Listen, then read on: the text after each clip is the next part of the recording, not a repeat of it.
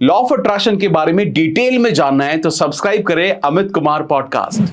अब जैसे कई जगह धारणा ऐसी है कि जब हम पैदा होते हैं तो अपना भाग्य लेकर पैदा होते हैं। ये भी हम सुन रहे हैं बहुत वक्त से, और मुझे भी, मैं जब लोगों को बोलता हूँ कि आप पॉजिटिव विचारों से, सकारात्मक विचारों के थ्रू आप अपनी जिंदगी को नया डायरेक्शन दे सकते हैं, बहुत मेहनत करके चीजें कीजिए उस डायरेक्शन में।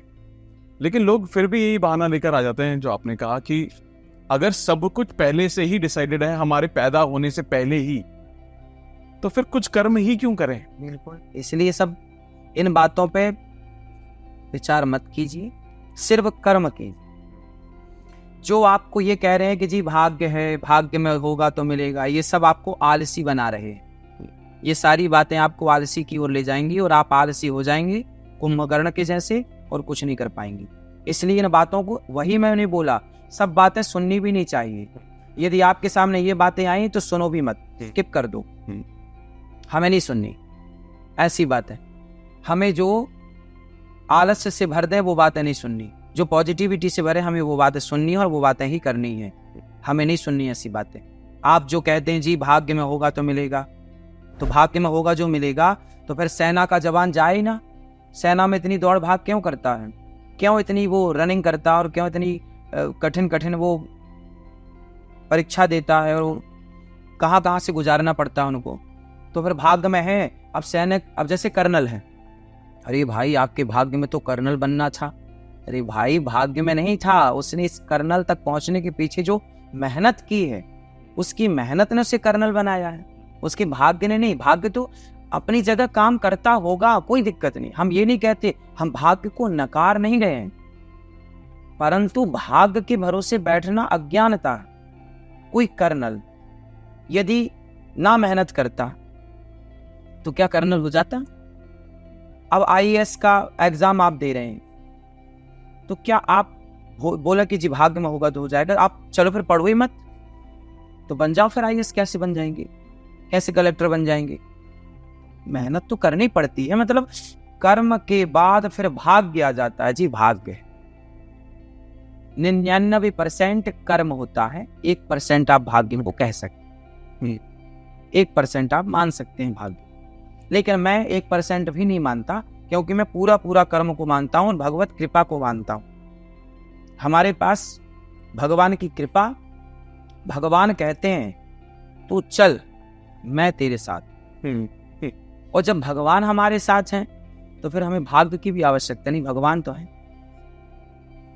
अब जैसे क्या होता है, अक्सर बहुत सारे लोग जो भगवान को नहीं मानते, मैं उनको नहीं बोलता कि गलत है, ठीक है, उनकी धारणा है, लेकिन वो गलत है, क्यों नहीं गलत है लेकिन जैसे कुछ लोग हैं जो नहीं मानते ये पॉजिटिव थॉट्स, अच्छा सोचो, ये सब नहीं मानते ही नहीं। वो क्या कहते हैं, उनका थॉट बिल्कुल अपोजिट है कि भाई मेहनत करो, अच्छा सोचना, पॉजिटिव सोचना, अच्छी चीजें देखना, अच्छी किताबें पढ़ना, इससे कुछ नहीं होता, ये सब मोटिवेशन है, फालतू की चीजें हैं, सबसे भगवान में मन लगाना, ये सब कुछ काम नहीं आता। आपका काम आता है सिर्फ मेहनत, और वो कुछ नहीं है, जो कि मुझे लगता है कि शायद उतना सही नहीं है। आपका क्या विचार है इस पे? देखो, भगवान को कोई कहे कि मैं नहीं मानता, ऐसा हो ही नहीं सकता कि वो ईश्वर को ना मानता हो। हर कितना है कि हम लोग डायरेक्ट ईश्वर को मानने वाले हैं, वो इनडायरेक्ट मानते हैं।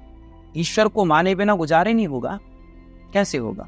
अब देखो, भगवान, मैंने पहले भी बात की, भगवान मतलब प्रकृति। हम सनातनी लोग किसकी पूजा करते हैं? पहाड़ों की, हम लोग नदियों की, समुद्र की, हम लोग पत्थर की पूजा करते हैं। हम लोग माता मातृ देवो भव, पिता पितृ देवो भव, अतिथि अतिथि देवो भव, गुरु आचार्य देवो भव, हम सबकी पूजा करते हैं। और हमारे यहाँ भगवान का अर्थ क्या है? भा मतलब भूमि, गा मतलब गगन, वा मतलब वायु, आ मतलब अग्नि, ना मतलब नीर। भगवान 5 चीजों से मिलकर बने हैं, पृथ्वी, जल, वायु, अग्नि, आकाश। अब कोई कहे जी मैं भगवान को नहीं मानता, तो जल ही तो ईश्वर का अंश है, अग्नि ही तो ईश्वर है। तो क्या अग्नि के बिना और जल के बिना आपका गुजारा हो जाएगा? क्या वायु के बिना आपका गुजारा हो जाएगा? क्या पृथ्वी के बिना आपका गुजारा हो जाएगा? क्या आकाश के बिना आपका गुजारा हो जाएगा?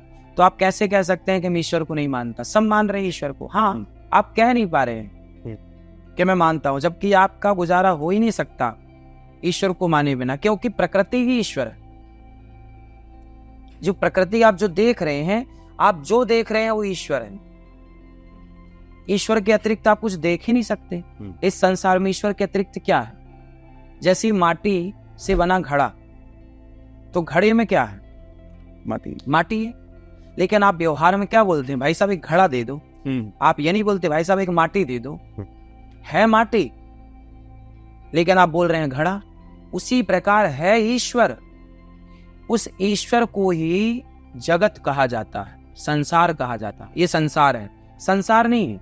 संसार नाम की कोई सत्ता नहीं है, घड़े नाम की कोई सत्ता नहीं है, माटी की सत्ता है। घड़े की सत्ता तो है ही नहीं। आप चलो फिर घड़ा रख लो, माटी वापस करो। तो घड़े से माटी निकाल दी जाए तो घड़े की सत्ता है? कल्पना है? नहीं। उसी तरह प्रकृति से, संसार से ईश्वर को हटा दिया जाए तो संसार खत्म है। ईश्वर ही माटी ही घड़ा है, ईश्वर ही जगत है, ईश्वर ही संसार है। कोई कैसे कह सकता है कि मैं नास्तिक हूं? आप हो ही नहीं सकते नास्तिक। नास्तिकता की बातें तो आप कर सकते हैं, बट आप नास्तिक नहीं हो सकते। कोई नहीं है इस संसार में नास्तिक। इस कमरे की सारी लाइटें बंद कर दी जाए तो अपने आप यहां अंधकार हो जाएगा। अंधकार नाम की कोई सत्ता नहीं है। प्रकाश के अभाव को अंधकार कहते हैं। आस्तिकता के अभाव को, ज्ञान के अभाव को ही नास्तिकता कहते हैं, अज्ञानता कहते हैं। इन नास्तिकों को सत्संग नहीं मिला, इन नास्तिकों को कोई अनिरुद्धाचार्य मिला नहीं, वरना ये सारे नास्तिक आस्तिक हो गए होते हैं। सही। तो इन्हें एक अनिरुद्धाचार्य मिलने की आवश्यकता है बस। ये कोई नहीं कहेगा कि मैं नास्तिक हूं। कोई नहीं सकता तू नास्तिक, मैं सिद्ध कर दूंगा कि तू नास्तिक नहीं। कोई आके मेरे से कहे जी मैं नास्तिक हूं, नहीं तो हो ही नहीं सकता नास्तिक। तू बातें कर रहा है नास्तिकता की, हो ही नहीं सकता। तेरे में इतनी शक्ति नहीं कि तो नास्तिक हो जाए। अगर आपको पॉडकास्ट की ये क्लिप बहुत अच्छी लगी तो आप यहां से इसके कंप्लीट पॉडकास्ट को भी देख सकते हैं। इसके साथ साथ आप अपना सपोर्ट बनाए रखें, चैनल को सब्सक्राइब जरूर कर दें। Thank you so much.